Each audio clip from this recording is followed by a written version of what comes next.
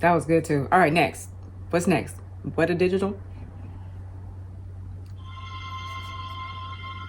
One of the advantages we have with basing the production here in New Zealand is because we have Weta Weta Digital and our post-production facility, and everything is like within a mile or two of each other, including the studio that we're shooting the film. Bigotries was really good. That was shoot the film in New Zealand, but then to go to the States or Europe or wherever to do all of the effects, you know, and to try and do things long distance would have made what is a very complicated production even more complicated. Right. To bring Lord of the Rings to life on screen, obviously depended very heavily on visual effects. And Peter had built up a facility called Weta Digital. Said, well, we don't really have to pay for these visual effects elsewhere. We'll just do this stuff ourselves. We'll buy a couple of pieces of equipment and do the effects ourselves. And so they went out and bought an SGI workstation, and a couple of pieces of software. They bought a film scanner, film recorder, and bang, your visual effects facility. Thus, Weta Digital was born. So the team started out from a very, very small facility into a facility that was 260 people strong. And look at that. Produced over 580 very complicated visual effects shots. I think the other key reason that Lord of the Rings can be made today is because of the advances in technology. That obviously with the we definitely needed that. Computer visual effects that really have only come about in the last 7 or 8 years. We are now able to show the images that Tolkien described on screen. Making this film back in the 80s, for instance, you know, our resources would have been much more limited. I think the result wouldn't have been as satisfying. For most of the shots, most of the environmental shots in Lord of the Rings, there was always some kind of digital manipulation. Anything from removing fences and roads, which of course we wouldn't want to keep in Middle-earth, to constructing extensions and entirely new mountain ranges or cloud structures or things that are required to bring it to life. So that Elvish Ruin shot was very demanding because the plate was shot from a helicopter. You had the Fellowship walking around the hilltop, but the helicopter actually drifted quite a long way away from the hill during the shot, so the operator who was in the cab of the helicopter zoomed in through the shot, and that just made the camera track where the digital cameras created that actually matches what the physical camera was doing on the day much more difficult. There was a fair amount of motion blur and jitter that needed to be taken out. It just seemed to be much of an easier path to replace the whole hill, so that's what we did. That involved actually creating a three-dimensional representation, geometry wireframe that would fit in with the environment and replace the hill that was originally there. And this allowed us to more seamlessly integrate the ruins into the environment as opposed to having them stand out in contrast next to the live hill. And this is the model that we produced of the Elvish Ruins. It's built very much to look good from the camera's point of view. There's nothing really much over the back of the hill, so it's kind of like a digital equivalent of a film set, where if the camera doesn't see it, you just don't bother building it. We also did what we called CG environments, where we actually build an environment entirely on the computer. Dwardoff is a great example because that's just an environment that would be very difficult to build on set. It's so vast. I think it's 45 meters from the floor to the ceilings of that space.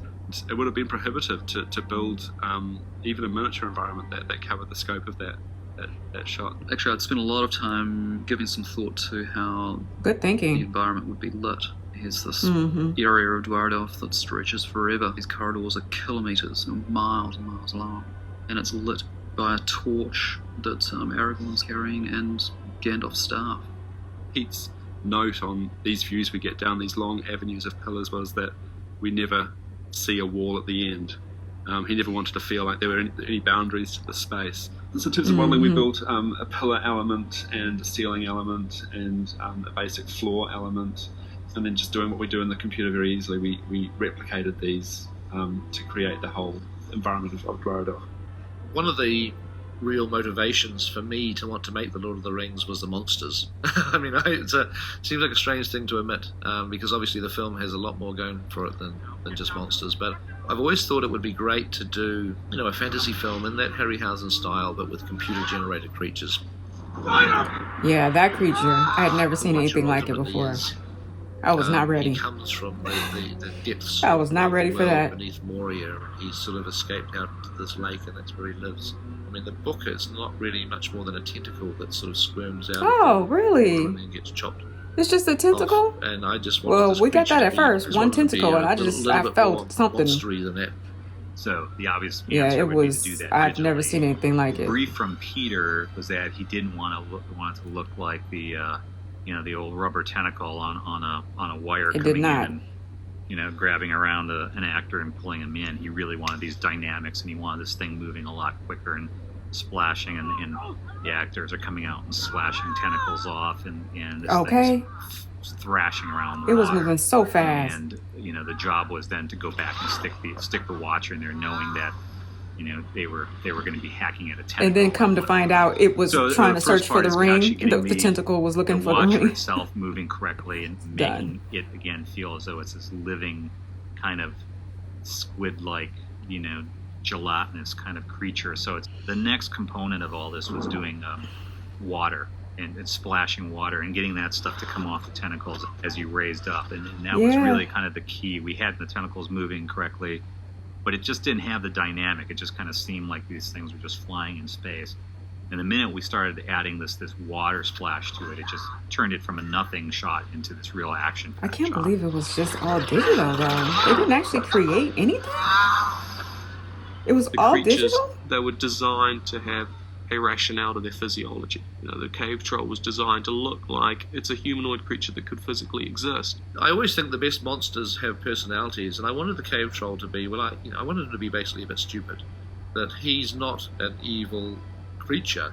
He's just a sort of like a big, clumsy kid who's fallen in with some bad friends that the goblins have kind of, they've got him on a chain and they probably treat him pretty badly. And I always imagined the cave troll had a mother, and that she was probably waiting for him somewhere else in Moria. She probably had his bed turned down and a glass of warm milk by his bed, and he's never going to come home. It's kind of it's sad. Wow. The cave troll was the first creature that we actually took to completion. It was one of the first things turned over from Richard Taylor. What a thought! One of the early creatures that was. That's a way to perceive it. And that had not occurred to me. If you like the test creature for the pipeline from soup to nuts. Of the creation of a final, finished, workable, usable creature in the film. And so we learned a lot with him. How do you get the skin to move correctly over this cave troll? As he's putting his arm back, you want to see stretching and muscles and all that sort of thing. Look at that. So we actually went with a kind of a skeleton muscular system where we literally, you could take the skin off the cave troll, and the next layer underneath would be the muscles. And if you pull the muscles, the next layer would be the skeleton. And so what happens is you do get that nice kind of flexing thing. So as he moves back, he gets a bulge here, and this stretches here correctly. And it's all because those muscles, the skin is basically sliding over the muscles just like your skin would do. We did an early animation test using a bouncing ball. That was, I think, very encouraging for us, and assured New Line that we were on the right path to being able to create creatures that were habitate the film and look good. The troll scene at that point had been a couple of good bits of business and a lot of this is what your job is every day, is working on visually creating this troll and figuring out how to make it look realistic. Troll getting shot through the mouth. Testing it with the ball. But that was pretty much it. Oh, we came up with a wonderful it's just too concept. Delightful. It was driven by John Shields at Weta. It was a way of planning the cave troll fight scene so that we could actually see a version and they of the did so well long before it was ever put in there properly by the Weta CG artists. And so what we did is we created a computer version of the set. So we built a very crude version of the set that existed in it's in like a the rehearsal was like of your planet will commence in the actual performance before the actual performance. Like they were really doing this as much as they could possibly, do it.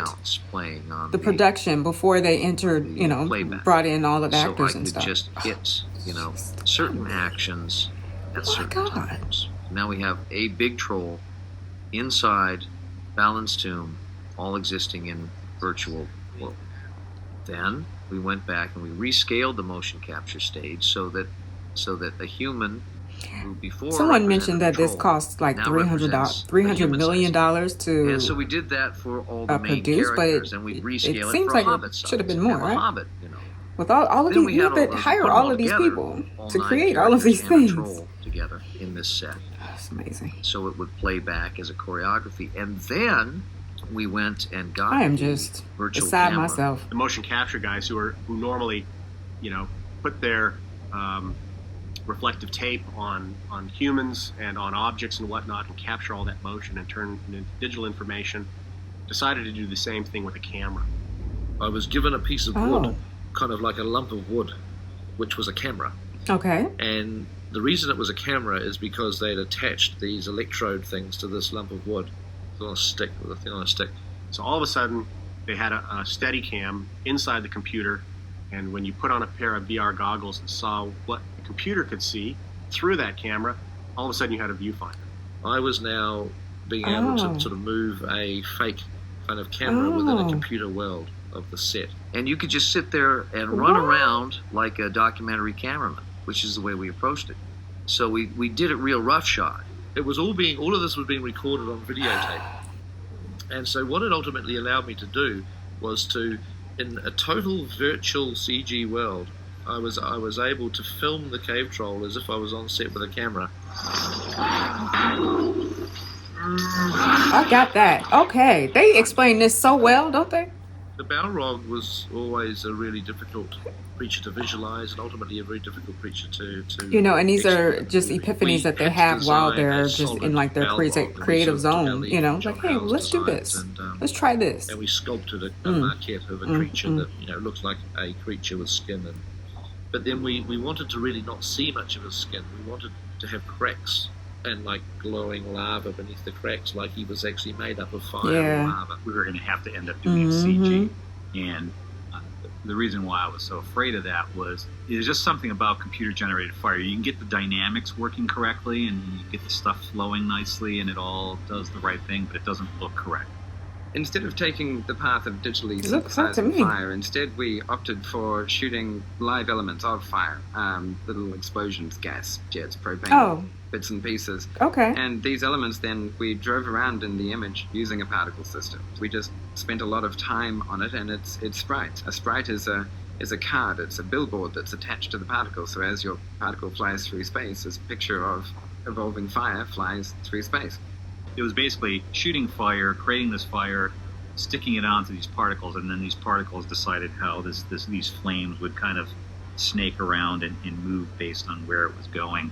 The Balrog emoted in many different ways over the course of the sequence. There's various shots of him being all Charles Atlas and blowing fire from every crack on his body, which was quite fun. Okay. They did so well. It was all a bit of a blur. That was fun. About a month's worth of R&D developing so sprites and techniques to make sure that we could actually do every shot. Then after that, about 6 weeks of intense production in a team of 5 people. It was an epic rush, actually, but it was definitely worthwhile. We were churning out shots by the day. They realized that they had a couple more things than they could do on the project, so they started to go out to people who they had some comfort level with. We had worked with one of the producers there before.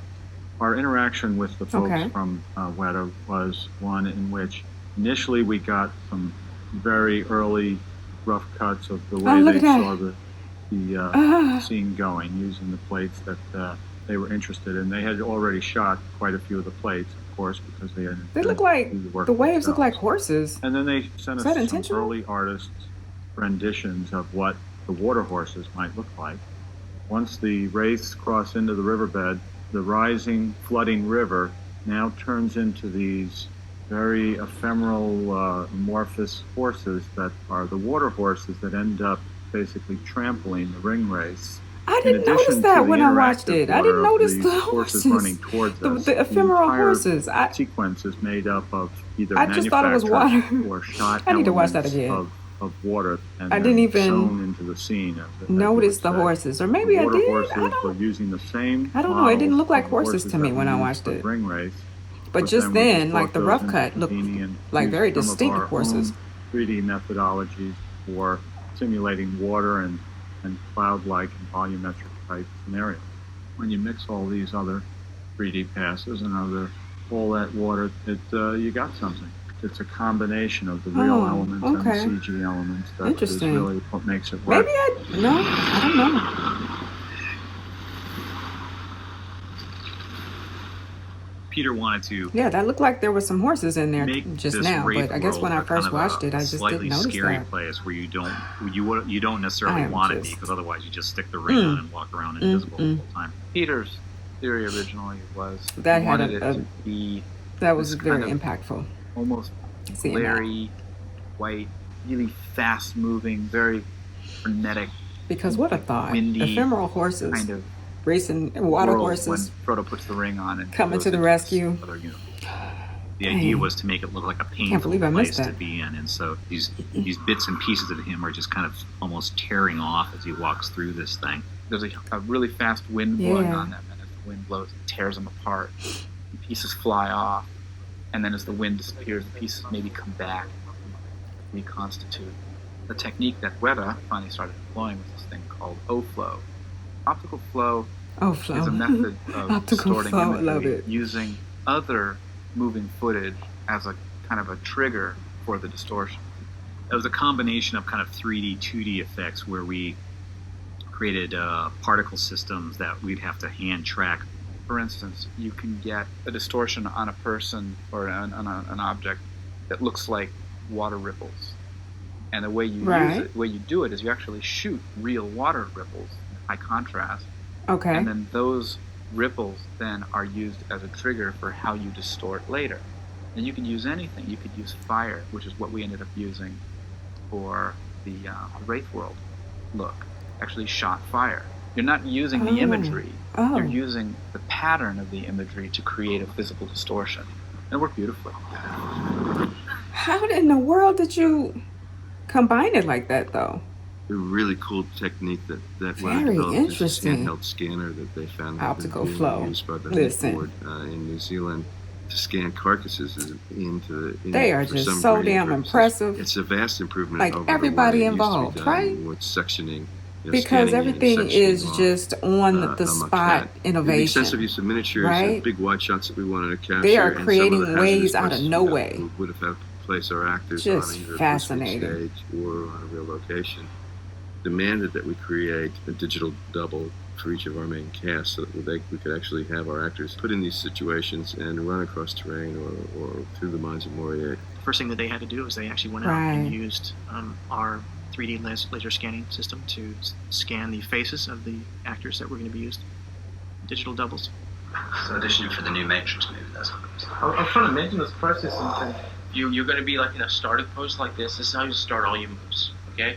We'll take a snapshot and we'll identify all the markers, because there's 12 cameras looking at you, and we want them all to know what marker 1 is, what marker 2 is, so and so. We did motion capture, so their motions were actually the actors themselves doing the motion. There's certain shots where you're actually doing more with the camera, or the model is so big that you cannot possibly build even a set that big to shoot against blue screen. The digital doubles were, used in the coming digital down doubles. Ridiculous steps.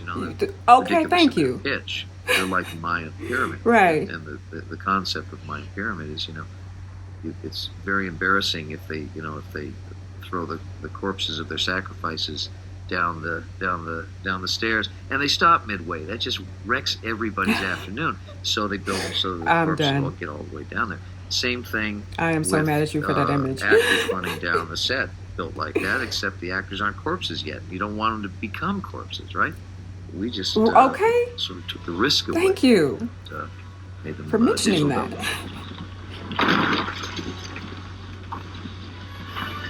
They took the risk away. They was like, we're not even going to allow you to attempt this. Good. We did for the Fellowship using computer people is the one where the camera soars up over the bridge of Khazad-dûm. That was a miniature that Alex Funke shot of the bridge. The motion capture on the bridge was quite elaborate. We did that with each character captured separately. Not only that, since the bridge is about 150 feet long, we had to capture it in from 3 to 5 separate sections. We'd capture a guy running across the bridge, and we'd have to blend them together. Right. Motion editors blended it together. We're drawing more and more elaborate paths with every person that got on there. So by the time we had them all across, it was really, the job got tougher and tougher for each guy, because They're running along, and then one will slow down a little bit, the other will have to slow down and change his weight and all that. It's really pretty elaborate. Every time I see the movie, I look closely at those guys, and I can't even tell that they're not real. They look totally believable. You get so absorbed in the movie that you don't even think about the fact that it's just all digitally done. Because I'm thinking, this program we these call habits Massive are running across this bridge. There's artificial intelligence, which is basically an attempt at emulating the processes of a human mind. But there's also artificial life, which is really more of an inspiration for Massive, which is using natural processes to create lifelike results.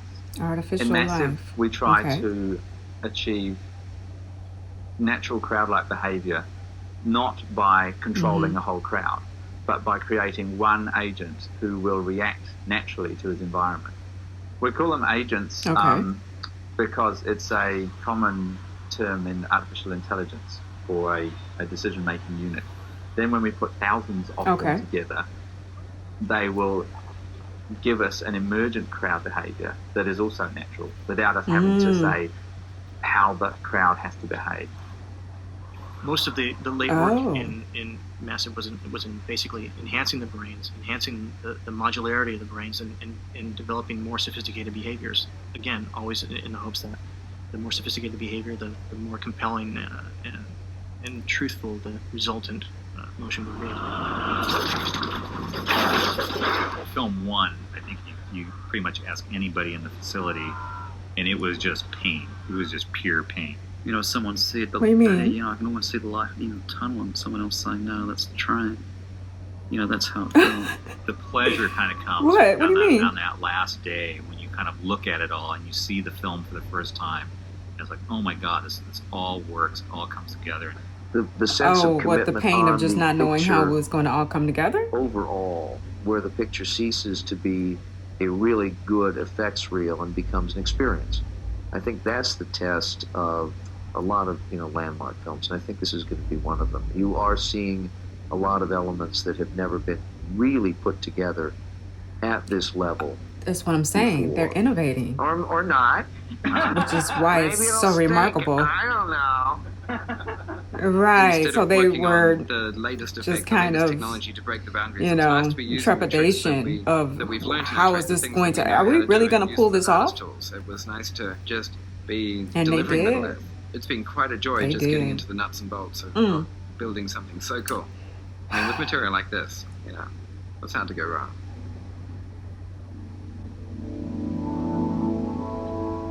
Okay, so I'm going to get into editorial next time. Let me pause it there. Don't move on. Okay, so that was good. That was really good. It's really interesting to me that one of the things that I find so fascinating about this documentary is the fact that they have so many hours of footage, right?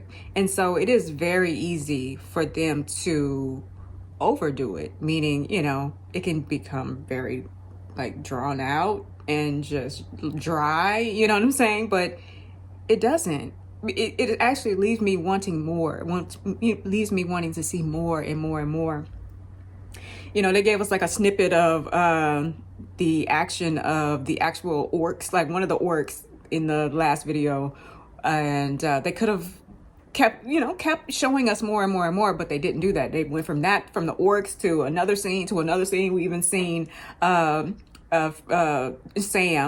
who was Sean, where his foot was impaled by that glass, and then we saw Sean Bean, who is it, Boromir, where he had his anxiety with getting on the helicopter, just learning about who the characters are and what they went through in order to even get this on screen is just fascinating to me. And like I said, they could actually overdo it, but they don't, which is also, what? How is this done? So anyway, I have to stop saying how magical it is. I do feel that way because, of course, it's magical, right? At this point, I'm on disc number 2. So yes, of course, it's magical because it's made by the wonderful, phenomenal Lord of the Rings production team. So I'm gonna have to stop saying that. Yeah, they really gave us a lot of footage on this one. I was really interested in seeing about the bigatures. I forgot in the beginning when it started, they mentioned miniatures, and I'm like, miniatures? I thought we were doing bigatures, but I forgot that they did mention it before, that the miniatures were actually huge models of the places within Middle Earth, right? So it's just genius to me. Just genius, the fact that they were able to recreate these models based off of just the illustrations in the books and off of the descriptions in the books, and for them to show us that, just watching them trim the wax of the stairs. And how do they know what to put in and what to leave out? Like, how do you even know that? How do you keep it flowing in like this really syncopated rhythm, right? So anyway, I'm just beside myself. Someone reminded me in a comment that they were nominated for 11 Oscars for the last movie, and they won all 11 awards. So I'm not the only one that's just beside myself in just adoration, right? Because this is amazing, and it's still, you still have people, you know, watching this for the first time and coming to it for the first time, even in 2024. So yeah, and just becoming a fan, and that's what I am. Even the behind the scenes is just as wonderful and captivating and magical. Anyway, I will get to the other videos as soon as possible. I might watch some more now, but I will post them for the next week. And yeah, I'm just eager to see more. Someone also reminded me about The Hobbit behind the scene, which I forgot about. And they said it was just as good too. So I'm all in it. I'm here for it, you know. I want them to trigger my memory of Bilbo Baggins, who was my reluctant hero. I loved him. So anyway, thank you so much for joining me, and until next time, let's flow.